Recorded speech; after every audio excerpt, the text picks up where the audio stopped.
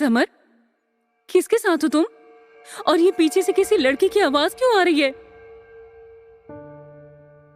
आस्था मेहरा नाम की लड़की ने बड़े मायूसी से अपने बॉयफ्रेंड से कॉल पर पूछा।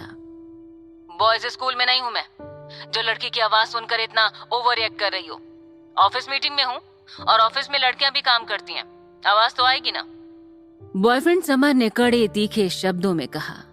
उसकी बातों से आस्था हर्ट तो हुई, पर फिर भी कॉन्फिडेंस के साथ तुरंत बोली, मैं ओवर रिएक्ट नहीं कर रही हूँ, पर तुम ओवर एक्सप्लेन जरूर कर रहे हो। और कितना झूठ बोलोगे समर, कितना? मैं जानती हूँ तुम उस लड़की तान्या के साथ हो। I mean सीरियसली समर, हमारी 5th एनिवर्सरी के दिन भी तुम किसी और लड़की के साथ हो? मैं किसी एक लड़की के साथ नहीं, बल्कि कई लोगों के साथ हूँ। और कौन सी किताब में लिखा है आस्था कि एनिवर्सरी वाले दिन आपको 24 घंटे अपने फियांसी के साथ ही रहना होता है? अब मीटिंग है तो अटेंड तो करना ही पड़ेगा ना। अच्छा फोन रखो, काम करने दो। समर ने फोन पर आस्था को ना आने का झूठा बहाना सुनाया। आस्था होटल चैरियट के लग्जरी टेरेस पर थी। जमीन पर बिछे बलून्स के बीचों बीच रखी टेबल जो गुलाब की पंखुड़ियों से महक रही थी, और टेबल पर जल रही कैंडल्स उन पंखुड़ियों की महक को और भी खूबसूरत बना रही थी। अकेली बैठी आस्था ब्लैक गाउन में खुले बालों के साथ समर का इंतजार कर रही थी। अंधेरी रात में मोमबत्तियों की रोशनी में 25 साल की आस्था चांद को भी मात दे दे इतनी खूबसूरत लग रही थी। घंटों इंतजार के बाद आस्था ने फ्रस्ट्रेट होकर गुस्से में समर को कॉल लगाया, तो समर ने ना आने का झूठा बहाना आस्था को सुनाया, जिसे सुनकर आस्था ऑलमोस्ट कन्विंस हो ही गई थी कि तभी उसे एक बार फिर समर के फोन से उस लड़की की आवाज आई, कम ऑन बेबी, आओ ना, वी आर गेटिंग लेट। ये सुनकर आस्था खुद पर काबू नहीं रख पाई और गुस्से से फूट पड़ी। हाँ जाओ समर, लेट हो रहा होगा तुम्हें, मैं तो हूँ ही तुम्हारा वेट करने के लिए। वैसे भी हमेशा से यही तो करती हूँ मैं, तुम्हारे लौटने का इंतजार। हमेशा सोचती हूँ कि कभी तो तुम मेरे बुलाने से नहीं खुद किसी बहाने से आओ, लेकिन अफसोस कि आखिर में हर बार मैंने खुद को अकेला ही पाया है। क्यों? क्योंकि मेरे बॉयफ्रेंड को मुझसे ज्यादा किसी और की पड़ी है। उसे मेरे पास आने का बहाना नहीं, बल्कि मुझसे पीछा छुड़ाने का बहाना चाहिए। हर कोई जानता था कि शहर के नामी और सक्सेसफुल मल्होत्रा इंडस्ट्रीज का एक लौता वारिस समर मल्होत्रा पिछले 5 सालों से किसी के साथ सीक्रेट रिलेशनशिप में था, पर किसके साथ, ये एक सस्पेंस था। यूं तो समर मल्होत्रा आज तक कई रिलेशनशिप्स में रह चुका था, और हो भी क्यों ना, उसकी चार्मिंग पर्सनालिटी मदहोश करने वाली थी। ऊपर से उसकी लंबी चौड़ी हाइट, 8 पैक्स और बड़ी बड़ी आंखें किसी को भी दीवाना बनाने के लिए काफी थी। किसी का दिल दुखाना उसके लिए कोई बड़ी बात नहीं थी। आस्था, तुम्हें जो समझना है प्लीज समझो, मेरी तरफ से तुम्हें खुली छूट है, पर मुझे देर हो रही है, मैं जा रहा हूं, बाय। इतना कहकर समर ने फोन काट दिया। हेलो हेलो समर, आस्था बस कहती रह गई। तब तक समर फोन काट चुका था। ये सुनकर आस्था अपनी आंखों को छलकने से नहीं रोक पाई। उसे लगा था कि शायद एक बार तो समर उसे रोकेगा, पर उसने रोकना तो दूर, उसकी बात भी ठीक से नहीं सुनी। ये याद करके वो और रोने लगी कि ये पहली बार नहीं था जब समर ने उसे किसी और लड़की के लिए चीट किया था। वो पहले भी ऐसा कई बार कर चुका था, पर फिर भी वो अपने रिलेशन को एक और मौका देना चाहती थी। बस अब बहुत हो गया, रोज रोज मैं नहीं झेल सकती ये। थोड़ा थोड़ा खत्म करने से अच्छा है एक बार में ही सब खत्म कर लिया जाए। कहती हुई आस्था उठ खड़ी हुई और उसकी नजरें टेबल पर रखी वाइन की बॉटल्स पर पड़ी। आस्था ने वाइन की बोतल उठाई और अपने नर्म गुलाबी होठों से लगा ली, और तब तक पीती रही जब तक अपने होश न खो बैठे। नशे की हालत में लड़खड़ाते हुए आस्था होटल के टेरेस से वापस जाने के लिए लिफ्ट की ओर निकली। तब तक रात के 11 बज चुके थे। सब कुछ धुंधला दिखने की वजह से उसे कुछ समझ में नहीं आ रहा था कि वो कहाँ जा रही थी। तभी किसी ने उसे लिफ्ट के अंदर खींच लिया।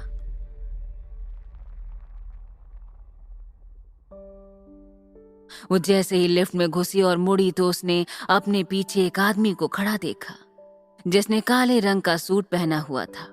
लंबा चौड़ा, जिसकी डीप आंखें उसकी पर्सनालिटी को और भी स्ट्रांग बना रही थीं। उसका मैच्योर चेहरा गुलाब के फूल की तरह लाल था। उसकी आकर्षक पर्सनालिटी आस्था को अपनी ओर चुंबक की तरह खींच रही थी। वो आदमी भी उसे ही देख रहा था। देखते ही देखते उस आदमी ने आस्था की ओर 2 कदम आगे बढ़ाए और अगले ही पल आस्था का गर्म शरीर उसकी बाहों में समा गया। नशे में चूर आस्था जब उसकी बाहों से फिसलने ही वाली थी तो उसका शरीर लड़खड़ा गया और स्थिर नहीं रह सका। आस्था की ये हालत देखकर उस आदमी ने आस्था की आंखों में देखकर गहरी आवाज में पूछा, are you lost baby girl? तभी आस्था मदहोश होकर बोली, मुझे मुझे यहाँ से कहीं दूर ले चलो। वो दोनों एक दूसरे में ही खो गए थे और होटल के रूम तक पहुंच गए। दरवाजा बंद करके धीमी लाइट में वो दोनों एक दूसरे में खोए हुए थे।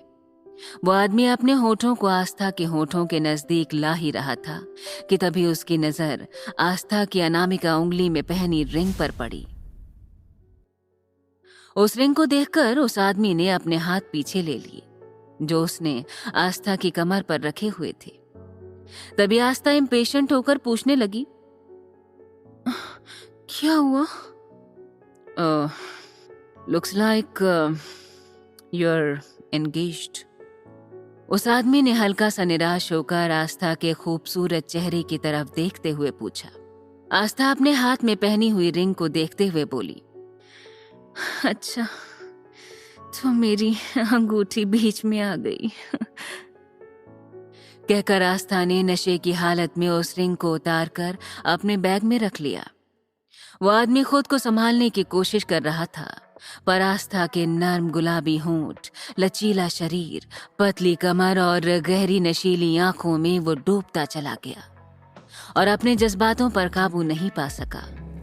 उसने अपने और आस्था के बीच की सभी दूरियां खत्म कर दी और उसके बहुत करीब आ गया। आस्था को भी उसके साथ एक अलग खुशी महसूस हो रही थी जो उसे पहले कभी नहीं हुई थी। अगली सुबह सूरज की किरण के साथ वो आदमी जाग गया। वो वहां से उठा और अपने कपड़े पहने मुड़कर एक बार आस्था की तरफ देखा जो अब भी गहरी नींद में थी और उसे देखकर वहां से चला गया। उसके जाने के थोड़ी देर बाद आस्था की नींद खुली। उसे कल रात का सब कुछ याद था, बस ये समझ में नहीं आ रहा था कि वो आदमी आखिर था कौन। आंखें मलते हुए आस्था बिस्तर से उठी। उसने अपने पेट पर हाथ रखा। ओह गॉड, ये दर्द। बिस्तर बिखरा हुआ था, उसके कपड़े अस्त व्यस्त थे। उसने चारों तरफ देखा तो उसे कोई नहीं दिखा सिवाय टेबल पर पड़े चेक और कॉन्ट्रासेप्टिव पिल्स के। उसने वहां से उठाकर एक पिल अपने मुंह में रख ली और चेक को उठाकर अपनी जेब में रख लिया और घर के लिए निकल गई।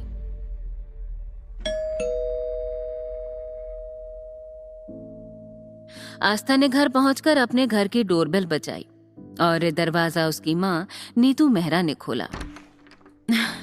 आ गई बेटा, कैसी थी तेरी एनिवर्सरी डेट?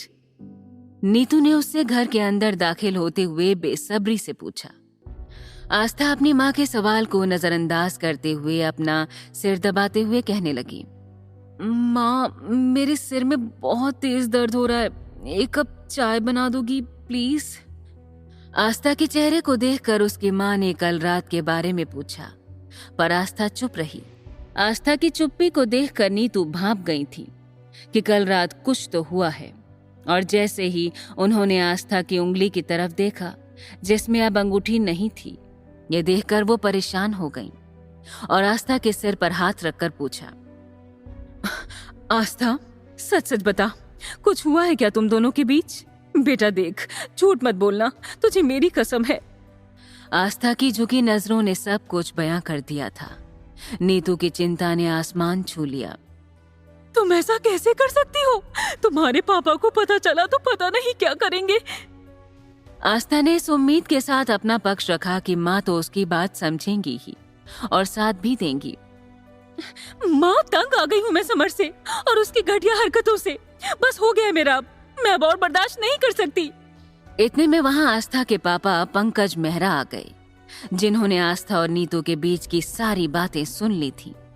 ये सब सुनकर आस्था के पापा आस्था पर भड़कने लगे। ये किस तरह की बचकानी बातें कर रही हो तुम? बिजनेस टाइकून है वो, उसके इर्द गिर्द लड़कियों का होना नॉर्मल है। पता नहीं कितनी लड़कियां तो सिर्फ उसे देखने के लिए मरती होंगी, और तुम्हारी शादी हो रही है उससे, फिर भी तुम्हारे नखरे नहीं खत्म हो रहे। पंकज को समर की तरफदारी करते हुए देख उन्हें बीच में काटते हुए आस्था इतराते हुए बोली, अगर वो बहुत बड़ा बिजनेस टाइकून है तो मैं भी डॉक्टर हूँ।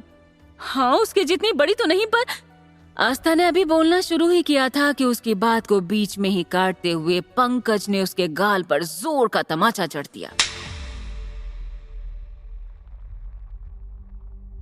उसके सफेद चेहरे पर तमाचे की छाप साफ दिखाई दे रही थी। आखिरकार दिखाई दिया ना तुमने कि खून खून ही होता है और सौतेला सौतेला। तुम्हारे माँ बाप के जाने के बाद हमने तुम्हें पाल पोस कर इस लायक बनाया, और आज जब तुम्हारे पापा को तुम्हारी जरूरत है तो तुम हमें पीठ दिखा रही हो। तुम अच्छे से जानती हो, अगर तुमने समर के साथ अपना रिश्ता तोड़ा तो वो हमारी कंपनी के शेयर छोड़ देगा और हमारी कंपनी वापस लॉस में चली जाएगी। हम सड़क पर आ जाएंगे। मैं कुछ नहीं जानता। तुम्हारे और समर के बीच में जो कुछ भी प्रॉब्लम्स हैं, उन्हें सॉर्ट करो, समझी? इतना कहते हुए पंकज गुस्से में अपने रूम में चले गए। आस्था के पापा के लफ्ज आस्था के दिल पर तीर की तरह लगे।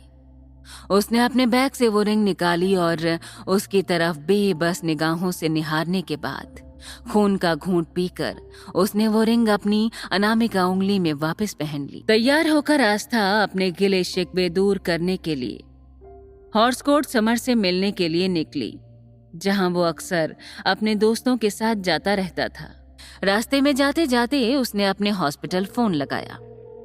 हेलो, हाय डॉक्टर प्रिया, आज मैं हॉस्पिटल नहीं आ पाऊंगी। उसके ना आने की वजह पूछने पर आस्था ने बहाना बनाया। अब एक्चुअली यार, मेरी तबीयत ठीक नहीं है, आज के लिए प्लीज आप संभाल लेना। डॉक्टर प्रिया ने ओके, टेक केयर कहकर फोन रख दिया। आस्था समर से मिलने जरूर जा रही थी, पर उसके मन में कल रात की यादें अब भी ताजा थीं। वो कल रात को एक अजीब सपना समझकर भूलना चाहती थी, पर कल रात जो कुछ भी हुआ वो उसके लिए भूलने जैसा नहीं था।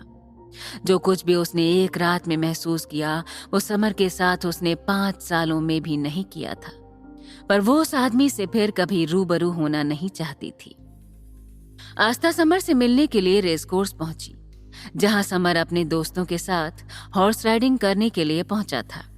वहां कुछ उनके कॉमन फ्रेंड्स भी मौजूद थे, और उन सब में वो लड़की तान्या भी मौजूद थी, जिसके साथ कल रात समर था।